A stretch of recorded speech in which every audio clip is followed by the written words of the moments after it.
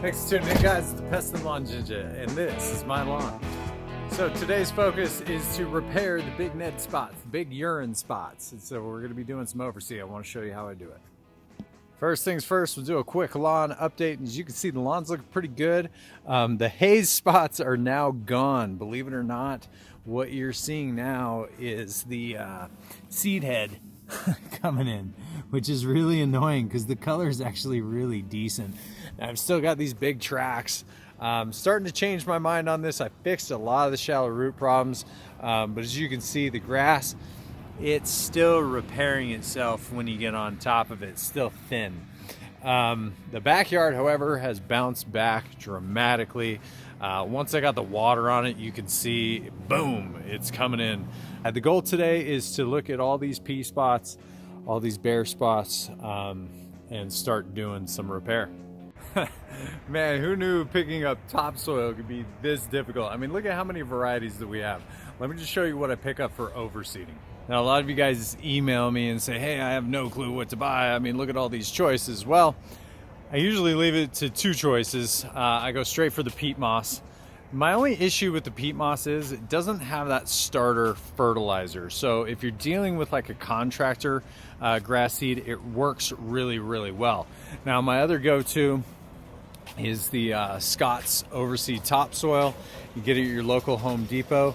The reason why I like this blend is because it has starter fertilizer already mixed in, and most of you guys have a Home Depot or Lowe's nearby.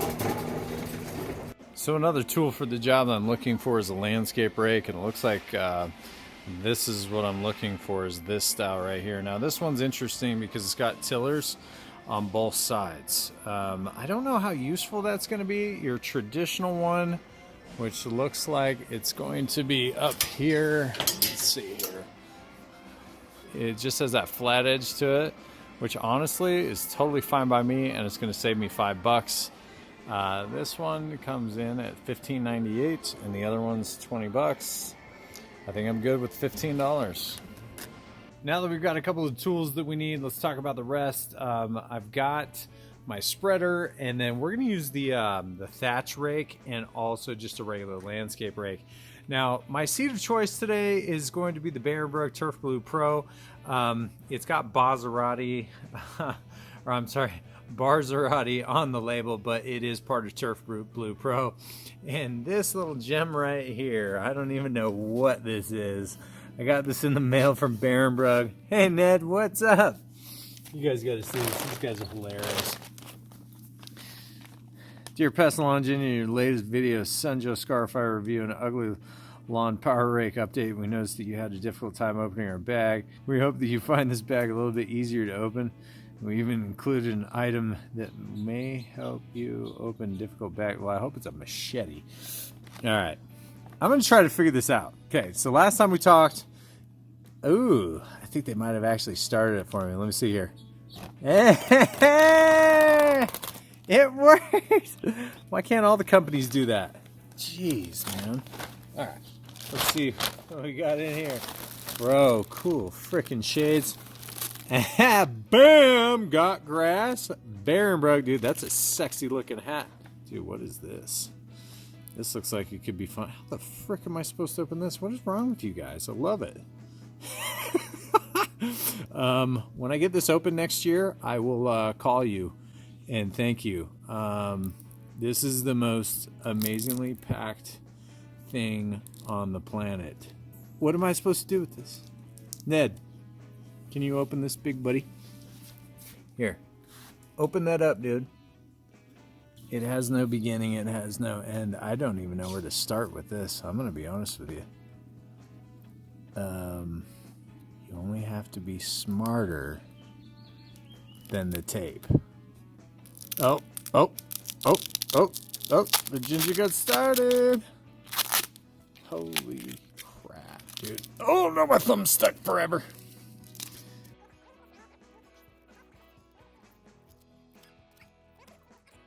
Can I cheat it? Nope. Oh my gosh. Ned. Need your help, Ned. Oh. Alright. What do you think it is? Nice, dude. Get right in there. And thanks for your help, big buddy. Let's just see what is actually in here. Okay. Holy crap. Dude, that is pretty cool. It even has your name on it, Bear Bug. The Falcon. Dude, this is something I could really get hurt with. This is awesome. Let's do the old Van Damme test to make sure that... oh, it's all right. All right. Not good. We're going to not do the Van Damme blade test because I'm going to hurt myself, but... woo, making this look good. Look at that, Bear Bug. Got grass? Yes, I do. So step number one of the process is pretty simple.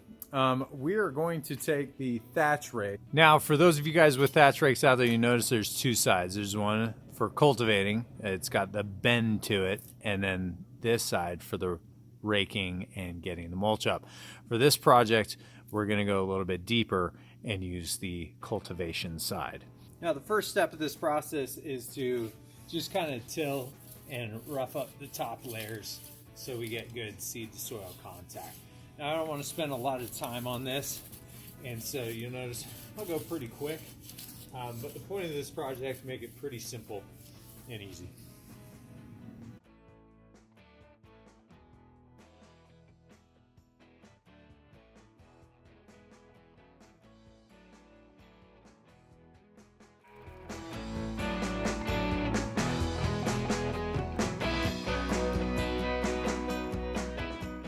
All right, so that took me a whopping like 5 minutes.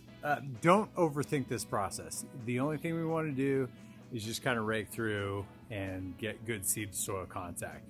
Now, I've already used my Sunjo Scarifier. Last season, I used a dethatcher to get the lawn litter out, so I'm not too concerned with the rest of the area. Now, for a lot of you guys at home, if you do a pinch test and you guys have too much lawn litter, you're not going to get that seed to soil contact. So it'd be better to do a power rake first to make sure that you get that lawn litter or that mulching debris that's not decomposing out of the way so you can get good soil contact. Now, my next step is I'm going to apply dirt to some of these areas that need just a hair bit of leveling. So I bought an extra bag for this section right here because I've got a little bit of a slope, and I don't know if you can see it here, but I've got a little bit of standing water. So we're just going to apply bag real quick and then level it out. When top dressing an area like this that's sparse but not bald, it's important to make sure that you massage the dirt all the way through. If the grass doesn't have a chance to poke its way through, it's going to suffocate, it's going to die, you're going to be left with a massive bald area.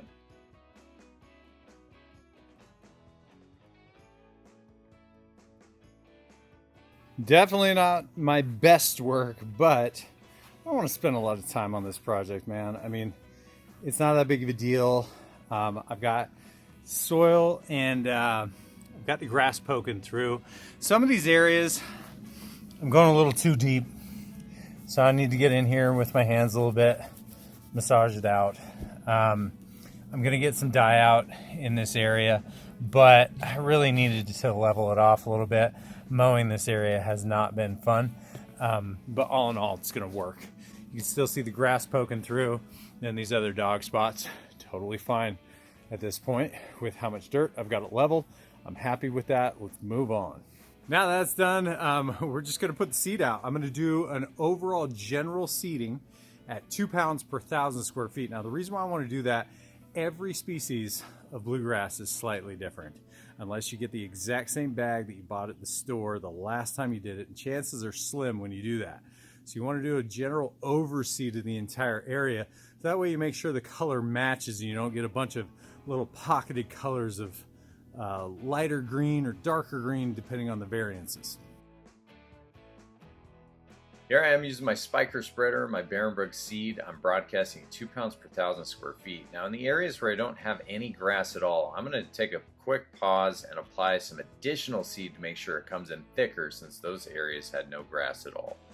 I just want to show you guys the amount of seed that I'm using. You notice there's space between the seed. It's really important you allow it to grow. I'm not going super heavy. Seed to soil contact, give us some space.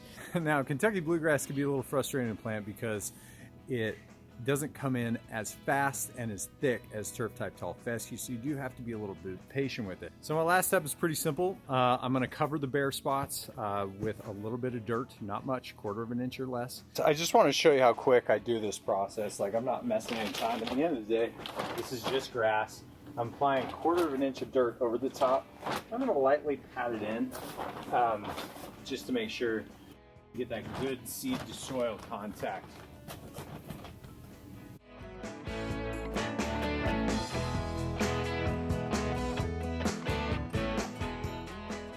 Now that we've got the hard work done, we can move on to our last step, which is watering. We need to get the seed to germinate. Now, Kentucky bluegrass seeds can take up to 3 to 5 weeks to complete that process. As a general thumb, you just don't want the soil to dry out, which means that you're going to need to run your sprinklers during the day, about 3 to 5 times, depending on how hot it is outside. The hotter it is, the more evaporation you're going to get. Now, the best way to gauge this is just to watch the soil. If the soil is drying out, you need to quickly keep it damp. If that seed dries out during the germination process, it's going to die. You're going to have to start that process all over. So if you're going to start this process, you need to commit. My results are going to be interesting. I got Big Ned back there, I got kids, I got neighborhood kids coming, a lot of traffic. I have to keep this wet for about 2 to 4 weeks, and with the foot traffic, we're going to have some die out. So I'm really interested in seeing how well this is going to work without regulating all my environmental issues. If you guys have any questions or concerns, hit me up in the comments. Love to hear from you guys. Until the next time, guys, Pest, Lawn, Ginja. I'm out.